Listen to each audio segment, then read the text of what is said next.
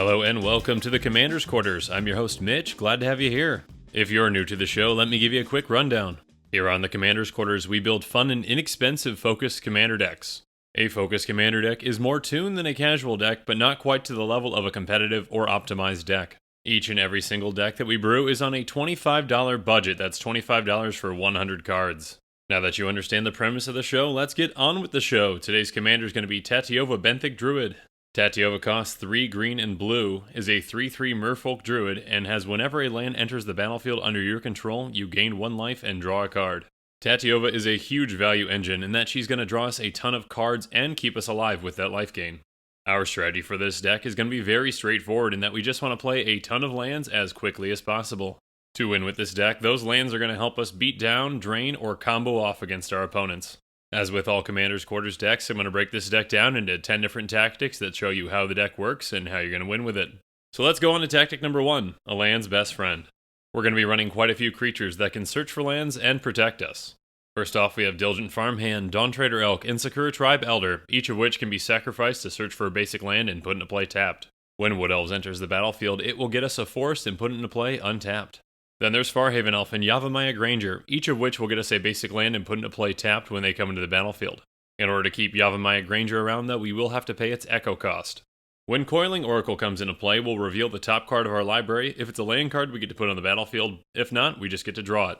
Then there's Elvish Rejuvenator, which has, when it enters the battlefield, we're going to look at the top 5 cards of our library. Then we can put a land card from among them onto the battlefield tapped and the rest on the bottom of our library in a random order. Then we're running 3 creatures that will get us 2 lands at a time. With Dreamscape Artist, we can pay 2 and a blue and tap them and discard a card, sacrifice a land, and we get to search our library for 2 basic land cards and put them into play. Fertile is going to come into play with 2+1/+1 counters, and we can pay 1 and a green to remove a +1/+1 counter from them and search our library for a basic land and put into play tapped. Then there's Burnished Heart, which we can pay 3 and sacrifice to search our library for 2 basic lands and put them into play tapped. So this is a good amount of ramp so far, and every single time a land enters the battlefield under our control, we're going to draw a card and gain a life. But I think we might need some more ramps, so let's go into tactic number 2, can't get enough. First, we're going to be running Rampant Growth, which will search our library for 1 basic land and put into play tapped. Then we're running 4 cards that will search our library for 2 basic lands. First, we're running Cultivate, which will search our library for 2 basic lands. One's going to go into our hand, and the other will go into the battlefield tapped.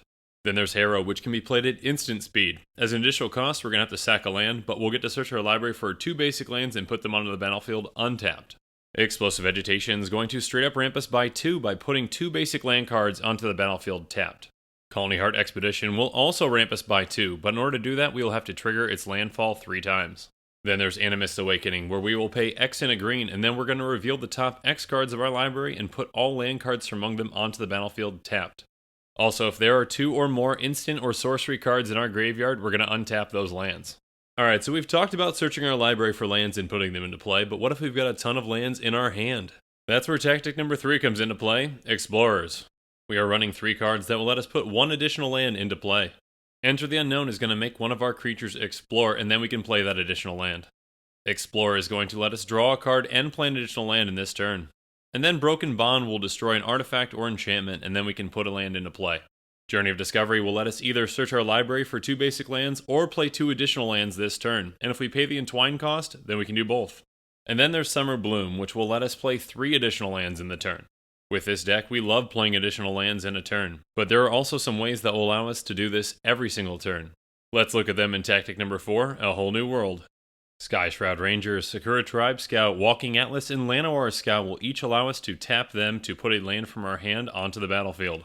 This comes in huge in that we can do this in every single turn, and we can even do it at instant speed with everyone except for Sky Shroud Ranger. Then there's Budoka Gardener, which has the same ability, but if we control 10 or more lands, we get to flip him. When we flip him, he becomes Dokai, Weaver of Life, which has 4 green, tap, put an XX green elemental creature token into play, where X is the number of lands you control. Gaia's Touch is an enchantment that will allow us to play an additional forest each turn, and we can also sacrifice to add green to our pool if we need to. Ghirapur Ori will let everyone play an additional land during their turn, and at the beginning of each player's upkeep, if they have no cards in hand, they get to draw 3 cards. Rites of Flourishing will allow everyone to draw an additional card and play an additional land during each of their turns. While these 2 cards will help our opponents, they're going to help us more, so they're worth having in the deck. So with all those ways to play additional lands, we need ways to make sure that we have a land in our hand. So let's go into tactic number 5, I take it back. With this tactic, I'm going to show you a few different ways that we can return lands to our hand so that they can be played again. First up, there's Colony Gem, which is a mana rock that can tap for 2 mana of any one color, but when it enters the battlefield, we return 2 lands back to our hand. For most decks, this would be a downside, but since we want to trigger Tatyova with those lands, it's going to be an upside for us. Then we're running 3 cards that will return a land back to our hand for basically 1 mana. Trade Routes is an enchantment that lets us pay 1 to return a land back to our hand, and then we can pay 1 to discard a land and draw a card. Then there's Moloku the Clouded Mirror, which will allow us to pay 1 to return a land back to our hand and put a 1/1 blue illusion creature with flying into play. While Laboro Breezecaller's ability does cost 2, when it does return that land back to our hand, we get to untap a land, basically making its ability cost 1 for us. Then there's Floodbringer, which will allow us to pay 2 to return a land to our hand, and it's going to tap down one of our opponent's lands. Finally, we have Soratami Cloudskater, which we can pay 2 to return a land back to our hand, and then draw and discard a card. While these abilities are great and allow us to return lands back to our hand, it's even better to do it for free. Let's go on to tactic number 6, Way Back. Mana Breach is an enchantment that says whenever a player plays a spell, that player returns a land he or she controls to its owner's hand. This card comes in huge for us in that it returns lands back to our hand just for doing what we are already going to be doing. This card also messes with our opponents in that the majority of decks don't want lands returned back to their hand. This is going to make them think twice in choosing which spells to cast. But a card that really is going to make them think twice is Storm Cauldron. Storm Cauldron can be straight up oppressive against the majority of decks. It's an artifact that reads, each player may play an additional land during each of his or her turns. Whenever a land is tapped for mana, return it to its owner's hand. This card is brutal against our opponents in that they really have to consider what they want to cast and what they want to tap their mana for. This can straight up prevent our opponents from casting any big spells since it will return a ton of lands back to their hand. If played at the right time, this card can work amazingly for us though, in that it lets us play an additional land and we can return lands back to our hand whenever we want. We still have to be careful when playing it though. We need to make sure that we are set up to the point where we can put our lands back into play effectively. Again, when playing these additional lands in a turn, we will be drawing a ton of cards with Tatyova. But there are also other cards in this deck that are going to help us dig deeper. Let's move on to tactic number 7, Drawing Conclusions. Horn of Greed does a poor imitation of Tatyova, but it still deserves a place in this deck. It's an artifact that reads, whenever a player plays a land, that player draws a card. So unfortunately, this will help our opponents draw, but it's also going to help us. It's also unfortunate that it only triggers on when we play a land, so it's only going to happen when we play our first land of the turn or any of our additional lands. It still provides us enough value though to include it in the deck. Then we have Dryad Greenskeeper, which we can tap to look at the top card of our library, and if it's a land card, we can reveal it and put it into our hand. We are running 43 lands in this deck, so there is a good chance that this will draw us that land. Path of Discovery has whenever a creature enters the battlefield under our control, it explores. So whenever one of our 26 creatures, or whenever a token comes into play, we're going to look at the top card of our library. If it's a land, we put in our hand, and if not, we put a +1/+1 counter on that creature, and then put that card back on top, or into our graveyard. Then there's Abundance, which lets us choose what we want to draw. If we were to draw a card, we can instead choose to draw either a land or non-land card, and then reveal cards from the top of our library until we get the one of our choice. This card comes in huge in this deck since we can play additional lands in a turn, and we get to draw off of Tatyova whenever we do. So if we know we can play 3 lands in a turn, we're going to choose to draw 3 lands in a row. Then after our last land comes into play, we're going to choose to draw a non-land card. Abundance helps maximize the effects of the cards that allow us to play additional lands. Finally, there's Excavation, which is an enchantment that will allow anyone to pay 1 and sacrifice a land to draw a card. We are going to have a ton of lands on the field, so sometimes it's okay for us to sacrifice our lands for additional draws. And it's even better for us when we want some of our lands in our graveyard. But why would we want lands in our graveyard? Let's go on to tactic number 8, Whole Lotta Land. We are going to be running 3 cards that will bring back every single land in our graveyard and put them into play. First, there's Splendid Reclamation, which is a sorcery which will do just that. Then there's World Shaper, which is a creature that has, whenever it attacks, you may put the top 3 cards of your library into your graveyard, and when he dies, put all land cards from your graveyard onto the battlefield tapped. Finally, there's the Mending of Dominaria, which is a saga. With its first and second lore counters, we're going to put the top 2 cards of our library into our graveyard, and then we can return a creature card from our graveyard to our hand. When that third lore counter is put on it, we get to return all land cards from our graveyard to the battlefield untapped, and then we shuffle our graveyard into our library. Again, each and every single one of these lands that comes into play is going to trigger Tatyova. We are running plenty of cards in this deck that allow us to sacrifice lands and put them into our graveyard. We are also running plenty of lands that sacrifice themselves and go into our graveyard. So any of these 3 cards are going to gain us a ton of life and draw us a ton of cards off of Tatyova. We're also running some other cards that benefit whenever a lot of lands come into play. Let's go through some of them in tactic number 9, Token of Appreciation. Spore Mound is going to give us a 1/1 green sapling creature every single time a land comes into play under our control. Then there's Zendikar's Royal, which will give us a 2/2 green elemental token whenever a land comes into play under our control. Rampaging Balefs will give us the biggest payoff yet, in that it will give us a 4/4 green beast whenever a land comes into play under our control. We're also running Seed the Land, which has whenever a land comes into play, its controller puts a 1/1 green snake creature token into play. While this will help our opponents some, this is going to help us much more and is a worthy include in this deck. Finally, we have Crawling Sensation, which is an enchantment that says, at the beginning of your upkeep, you may put the top 2 cards of your library into your graveyard, and whenever 1 or more land cards are put into your graveyard from anywhere, for the first time each turn, put a 1/1 green insect creature token onto the battlefield. While this doesn't trigger off of lands entering the battlefield, we have plenty of effects to make sure that lands enter our graveyard. Crawling Sensation itself helps us out with this at the beginning of our upkeep, but there are also ways that we can sacrifice lands during our opponent's turns to get more insects. Now, we can kill our opponents with an army of tokens, but there are more dependable ways as well.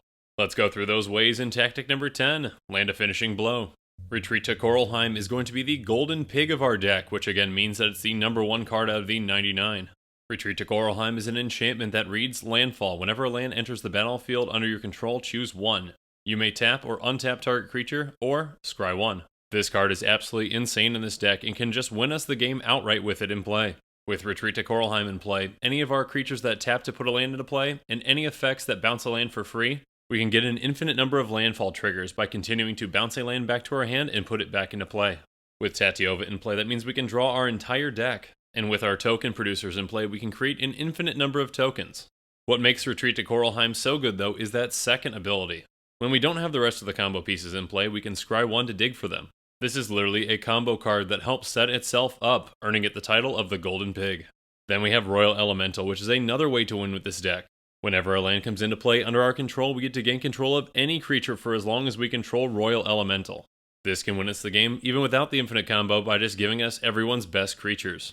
Then there's Psychosis Crawler, which has whenever you draw a card, each opponent loses 1 life. We are going to be drawing a ton of cards off of Tatyova, and again, if we go infinite, we will draw our entire deck, draining our opponents of all of their life.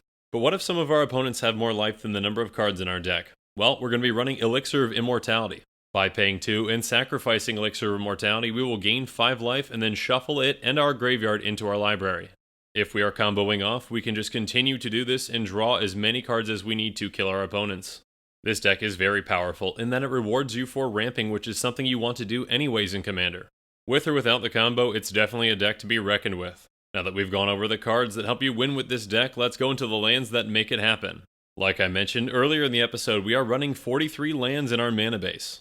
First up, we're going to be running Evolving Wilds and Terramorphic Expanse, both of which can sacrifice to search our library for a basic land and put into play tapped.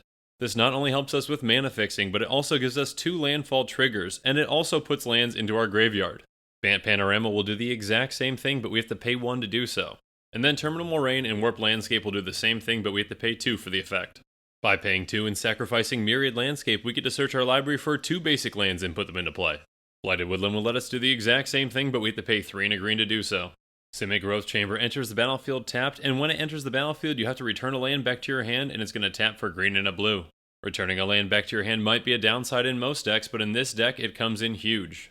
This will not only give us more landfall triggers, but it can also be a part of that Retreat to Coralheim combo. With Retreat to Coralheim in play, as well as one of our creatures that taps to put a land onto the battlefield, we can infinitely put Simic Growth Chamber onto the battlefield. This only works with Simic Growth Chamber, however, since we can choose to return itself back to our hand. Coral Atoll is very similar, but instead of returning any land, we have to return an untapped island back to our hand, so it's just not as good. This will still give us an additional landfall trigger when we replay that island, but we can't go infinite with Coral Atoll. To round out our mana base, we are running 32 basic lands. 20 of those are going to be a forest, and 12 will be islands.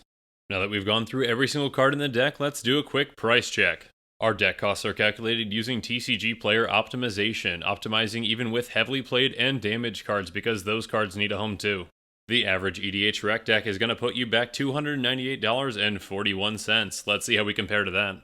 Our Tatyova deck is going to cost you a mere $24.80. Again, our Commander's Quarters decks are built to be tuned and focused within our $25 budget, but there are always ways that we can improve on them. Let's go through some reasonable upgrades to see what some of those ways just might be. Scapeshift would be the absolute perfect card in this deck if it wasn't so expensive at $10.68.